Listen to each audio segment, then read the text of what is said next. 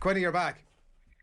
I'm back, yeah. Apologies. You're the back. Wi-Fi isn't great. That's all good and sounding much better. So take it from the top, front row. You were talking about Mako. Yeah, I'll just name them first, and then you can ask me about Go him, for Adrian, it, yeah. if you want. So Mako Vunipola, Ken Owens, Tyke Furlong, Alan Wynne-Jones, Johnny Hill, Tyke Byrne, Talopi Falatau, and Tom Curry. Right. Tyke Byrne is the name that's jumping out at me. Well, I was going to look. There's a lot of stuff you can do with the back row. When you look at, Jack Conan is there, Sam Simmons, Tipperick, Hamish Watson. There's loads of different players. You could play Tom Curry at 6 and play Tipperick or Hamish Watson at 7. You can put Tyke Byrne in there. I think the only there's 2 guaranteed starters at the moment. I think there's definitely a bit of room for an opportunity at 6, but I think Falatau and Tom Curry they're the 2 players that their performances in the Six Nations merit them being definite starters at the moment. Obviously a lot can happen, they've a lot of warm-up games before the first test in Joburg, but I'm picking Johnny Hill in the second one because I think he's a great player. Some of the English players will be kind of judged harshly. They were poor during the Six Nations. I think there was mitigation around that with a lot of Saracens players not having played matches. The other teams improving. The little drop in form for some of them for sure, but I think he's a great player. And what about the Itoje absence? Obviously, will be a thing that would draw attention as well. There, Quinny. I know you've sort of semi-touched on it there, but like the big player for the big game, that level of aggression, the physicality that's been mentioned about, like it's very harsh to look past him. Well, if Alan Wynne-Jones is in captain, it's Itoje and Johnny Hill in the second, or the 2 English second rows. But obviously, Alan Wynne-Jones is captain; he's got to start. That may change. Warren Gatland said that at the start of this when he announced the captaincy as well. But ideally, you want your captain starting all these 3 tests. And the reason I'm going for Johnny Hill is because I think Itoje's form, maybe in the Six Nations, wasn't great. I think, he's a superb player. He's world class. And he's someone who inevitably will play really well in the warm-up games and all the games before the first test. So he could be a shoo-in. I'm picking a team based on tomorrow. First test, you've got to announce a team today. And I would be giving it to Johnny Hill. I think he's very, very physical. He's aggressive. He's really good in the line-out. His work rate is through the roof. And I'm thinking you bring Itoje off the bench, someone like Itoje and Tipperick off the bench, you're getting incredible energy from those players and quality as well. So, again, there's nothing separating some of these players. You could change the entire back row and have Hamish Watson there and Jack Conan and Sam Simmons. There's a lot of players there who are very, very close to each other. It's, there'll be some of this will come down to experience, and as you say, big game players. Of course, Itoje is a big game player, and the front row, you could argue that Mako Vunipola, me picking Mako Vunipola over Wynne-Jones, who probably was the foreign player. I just think he's still not where he can get to. I still think he's improving. I just think if you get Mako Vunipola fit and match fit, that is, he can be devastating with the ball and without. Yeah, and certainly from that physicality point of view and everything that we believe is that's going to happen in South Africa will be interesting to see, and we'll pick through with Alan. We're just going to fix his line there again. Just that selection, particularly of Tyke Byrne in the back row, is an interesting one, because in some ways that versatility, I kind of assume that. Not that surprised if he gets into the starting 15, but that versatility makes him an ideal candidate for the 23. Well, that's it, exactly. And you might have someone like Courtney Laws pushing up ahead of him into the starting team then. So, yeah, it's an interesting. I think will we take our lot with Furlong, Byrne and Henshaw? Like, I think that's something that we'd probably accept as Irish fans. Or, like, I mean, it's going to be a very interesting first few weeks to actually see what the squad actually comprises of, because who's putting their hand up over those first few games. I'm sure he'll be looking at that, like when he talks about Itoje, like first 2-3 games before the test crop up, you're looking at him to go, listen, I got to be in the team. but also as well the additions to the squad that are supposedly inevitable. That we're still kind of waiting for these moments of flux that thankfully I guess haven't happened just yet in that squad, because I think there hasn't been a Lions tour in living memory where there hasn't been a bolter who's all of a sudden been a part of the starting 15 conversation when it comes to actual test weekends. So it's going to be interesting. But so Byrne and Furlong is where Ireland are at anyway, from 1 to 8. Quinny, you're back with us. Will you tease out you went for Byrne, didn't you, in the back row? I did, yeah. Yeah. Go on, will you tease that out with us? Because I was just saying there that, like, I think that maybe he pays a price for the versatility, but you're obviously seeing enough about him with Ireland over the last little while to stick him in there. Yeah, I just think he gives you incredible turnover ability. You could easily put Courtney Laws there as well, which could happen. You could put a Toje in the back row. When the coaches sit down and they think, are we going to go head to head with him from a physical point of view? I think the players he's picked in the back row, you probably have 4 poachers there, with Watson, Tipperick, Tom Curry, and even Sam Simmons is very good on the ground as well. So it kind of indicates that he's going for pace, mobility, and going to try and attack that South African breakdown. And I just think putting Tadhg Beirne into the back row, it gives you the line-out option, which will be crucial because South Africa's set piece is a big emphasis on that for them. But also, that breakdown ability to get a couple of big turnovers. And I think he's proven himself in the Six Nations now that he's up to this level and he can perform consistently. Yeah. Is the front row fairly straightforward, Quinny? Like, that there's not necessarily a huge amount of debate about it? The only one that's straightforward and certain is Tadhg Furlong at this point. I think Jamie George, obviously from a fitness point of view, will hope to get up to speed. He's top quality player. Cowan Dickey is, explosive as well, and he's very good. But I think Ken Owens brings that consistency, physicality, strength, scrummaging ability, which again is a crucial area against the Springboks. And probably, look, I'm contradicting myself here a little bit on form because the form Lou said is Wyn Jones. But I just think what Vunipola can bring, and if his fitness gets up to, match fitness gets up to where it can get to and where we know he can get to, I think he's a top player. Yeah. So, Vunipola, Owens, Furlong, Alan Wyn Jones, Johnny Hill, and then you've gone for Byrne, Curry and Faletau across the back, Quinny. Yeah, well, I was, as I said, I could easily put a Toje or Courtney Laws in the back row, or take Johnny Hill out and put a Toje back in second row. You could switch a lot to these players, and I think it will come down to who's playing well in the warm-up games and who stands out. Someone like Hamish Watson could start in the first test as a 7. Tom Curry could be pushed to 6. Tipperick, again, they're brilliant back row players, so dynamic and mobile. And so there's lots of different ways you can go here. But it's kind of like if you're picking a team tomorrow, that's the forward pack I'd go with.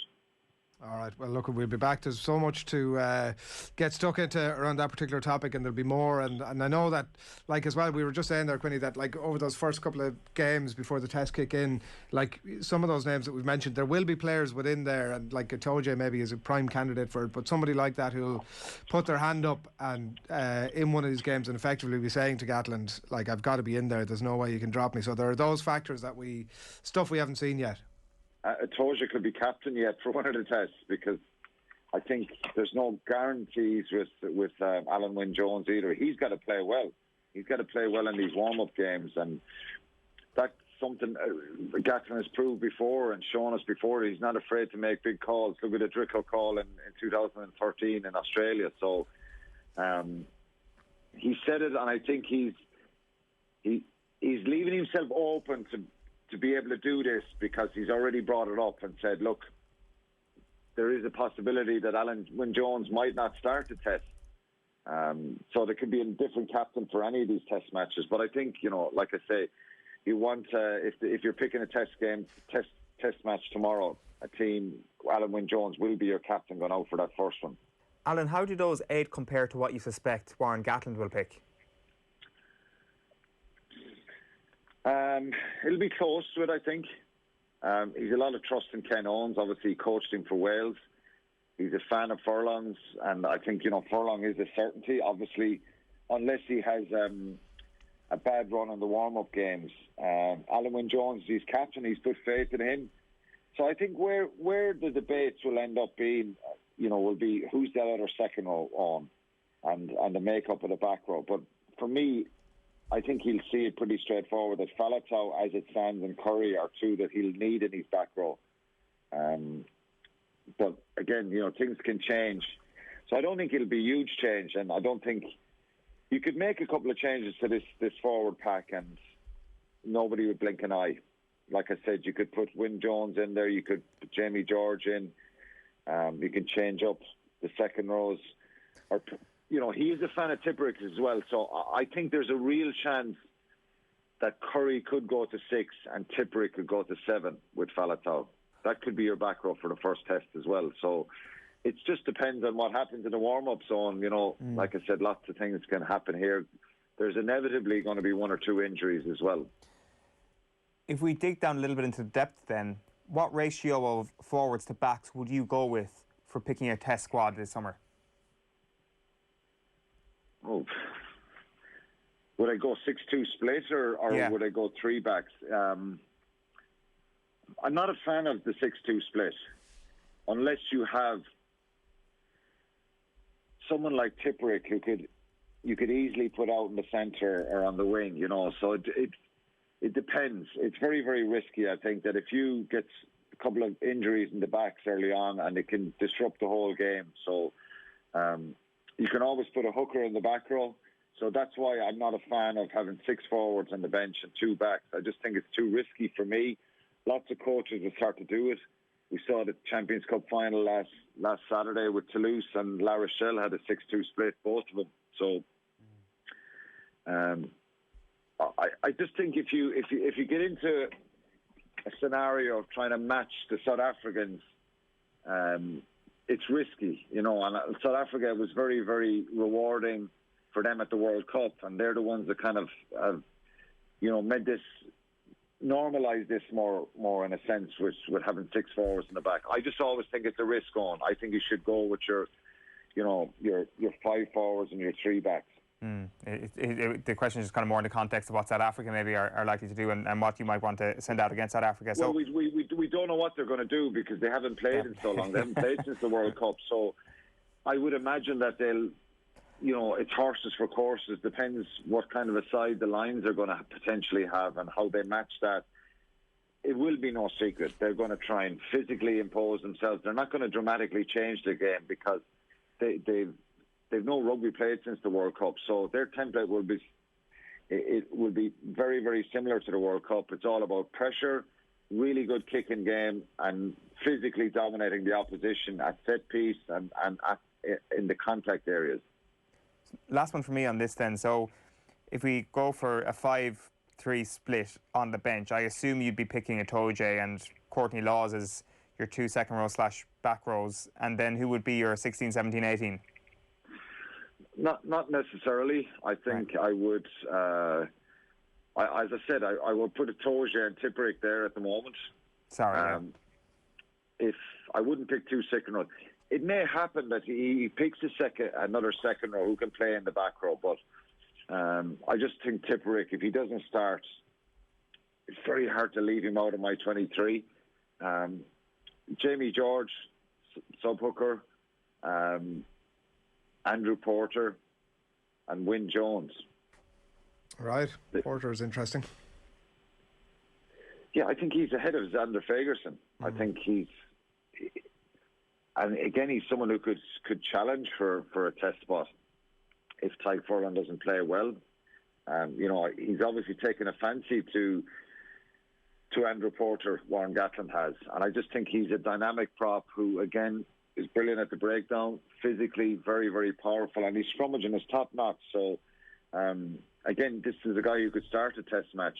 Will they try and bring him over and make a loose out of him? And who knows? That could happen. particularly in some of the warm-up games, he might be tried there as an option as a loosehead. It's just so wild. Gatland well do it like. As crazy as this sounds, Adrian, Porter could start a test at loosehead. It could happen, you know, and to try and get his quality on the field with Furlong and what he does around the field as well. But look, why bring Rory Sutherland and Wyn Jones then if you're thinking that way? It just could happen if there's a bang or a knock to one of those players and he could play one of the warm-up games as a loosehead. And if he does, then he might come into the reckoning for one of the tests. Yeah. And there's lots, as we said, water to go under the bridge before we get that far. A couple of things we wanted to talk to you as well about. Obviously, a Thomond sign-off for CJ, Tommy O'Donnell and for James Cronin this weekend. It does mean that, thankfully, the last time we get to see CJ Stander wasn't that Late Show appearance last Friday night, that we'll be left with slightly better memories than that. The one thing he did say that was sort of half interesting, Quinny, was that he still has loads to give. It was pretty clear. I'm sure you saw the Jake White comments during the week as well. Yes. This week, where he said effectively he'd approached CJ Stander about playing for the Bulls, and CJ was didn't want to compromise any retirement fund payouts, was the quote. He'd play for the Bulls tomorrow, obviously, if the money wasn't an issue. Maybe, I think, but he could have played on in Ireland as well, you know. I think he can't have it every which way to go back to South Africa. I'm not sure how the tax relief works. Do you still have to retire in Ireland, or can you retire somewhere else? I think he can retire somewhere else and it not be impacted, but he couldn't go there then and play. Yeah, with another team, yeah. So look, if anyone was in the same position, I just think the heart has gone out of it for him. And I think mentally he's made this decision to try and go back to the family and to get out. Of course, he could play for a number of years. And he could have stayed here for a year and got his retirement and stayed around Ireland. But I suppose he couldn't go back and play professionally then. The danger would have been if the other option would have been go back, play in South Africa, and then come back to Europe or come back to Ireland and play for another year with another club. So it's a bit complicated, but none of us would do anything different, Adrian. I think that tax relief is there, and it was probably an incentive to make sure he hangs up the boots for good when he makes the decision, and that's what's going to happen now. Yeah, and of course he might still want to play, and nobody judges him over that, obviously, but I guess that's the way it's going to stay unless he wants to lose that money. The Cronin departure, Quinny, we haven't had a chance to talk to you about yet, although it's been announced obviously over the last couple of weeks. They are obviously Munster now a bit light on experienced loose heads. Interesting reading some of Graham Roundtree's comments during the week. He said it was a competitive position. But about Cronin specifically leaving, he says, guys do come through and guys leave the club. That's just the nature of clubs. It jumped out at me as like not exactly the sort of recommendation that you're going to be putting on your LinkedIn page. Yeah, I think it's disappointing. I'm sure nobody knows exactly what's happened here, but from what I understand, the contracts, they couldn't find a compromise to get a contract, and I think James Cronin wanted to stay. Munster wanted to keep him as well, but it's down to brass tax, Adrian, and budgets, and I think COVID has probably influenced that. And you've got to stack the numbers up from Johan van Graan throughout the squad, and I think he's a player who would be in high demand in normal times. I think COVID might change that, but and maybe it's late in the day for James Cronin to get a club in France or in the UK or even in one of the other provinces in Ireland. It's a risk. I would be concerned about it. Obviously, we got Liam O'Connor and Josh Wycherley coming through. Yeah. Jeremy Lockman, Dave Kilcoyne. But you know, if Killer gets injured in one of the big games and misses a European game, there's a concern then. And that's a worry for him. So, look, these things happen, and Graham Rowntree is right. Players move on, and that's just a reality. And sometimes we kind of sidestep the fact that sometimes it is down to money.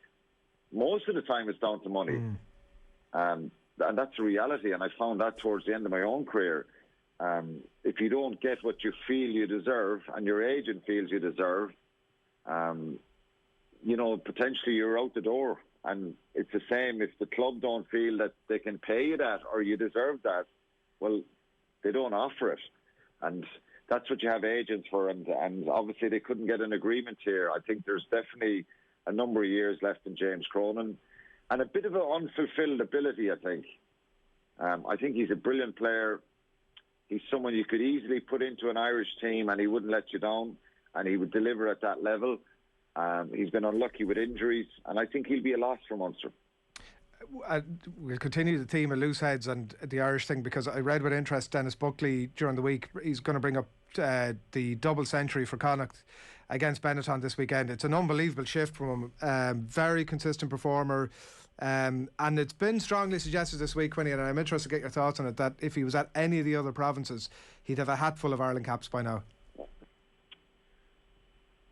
Yeah, possibly. I think, and that's, like it or not, that's the issue for some Connacht players. Tiernan O'Halloran nearly signed for Munster a couple of years ago, and he signed a heads of agreement, and then he changed his mind and stayed with Connacht, which is fully understandable. And I think sometimes it's playing with Munster or Leinster does elevate you up a little bit more, and it's harder for Connacht guys, and it's a bit unfair at times. They're trying to create their own legacy and their own development of Irish players. So he sometimes you don't get the recognition that you deserve, the Connacht players, and he's been fantastic. Not the biggest prop in the world, so maybe is that an issue when you step up to the international level, but certainly he's been so consistent over the years and so important for Connacht. But like I said, that's the reality, Adrian. I'm not saying that Tiernan O'Halloran didn't go on and get more caps for Ireland, but I think it could have been a factor. Yeah, and like it's very unfair though. It's very penal, like that. The likes of Henshaw and Aki maybe in some regards are such outliers that, like, they Connacht getting punished by who they are almost. It feels it feels very penal. It does, but if you look at 2016 when they won the Pro 14, I think they had 5 or 6, if I'm not mistaken, on the tour to South Africa, and that was their biggest representation and for a long time, and players who played really well throughout that phenomenal season for them got rewarded. So you feel that Connacht have to have those type of seasons to get 4, 5, 6 guys into an Irish squad at a time. Yeah, like it's too easy. It's too easy to write them off, Quinny, in some ways. And it is unfair. It is unfair at times, but like that's the reality that they're continuously fighting. The Jack Carty stuff, where he gets effectively like blamed for the World Cup, and then like to hell or to Connacht. And if he was at one of the other Irish provinces, he would definitely have been back in by now. Yeah, maybe. I think again, it's kind of like Dennis Buckley's one, and they've been incredibly loyal, all these kind of players. I know Munster tried to get Ultan Dillane a few years ago, and he signed a new contract with Connacht to stay. If he went to Munster, would he have had more involvements with Ireland? Would he have got better? I don't know, because Connacht, like I said, they're trying to create their own legacy and their own brand and try and get it to the level of Munster and Leinster, which is always going to be challenging, because you would put European Cups behind those teams, and that's the level that is expected of them, and that's not expected of Connacht. So it's a challenge, and sometimes it's very unfair, but the individuals have got to make their own decisions and take that into account when they sign contracts, and if they want to stay and play with Connacht, that's what they're up against. Quinny, thanks a million. Cheers, lads. Thanks. Talk to you next week. Alan Quinlan on the line there, 9:10.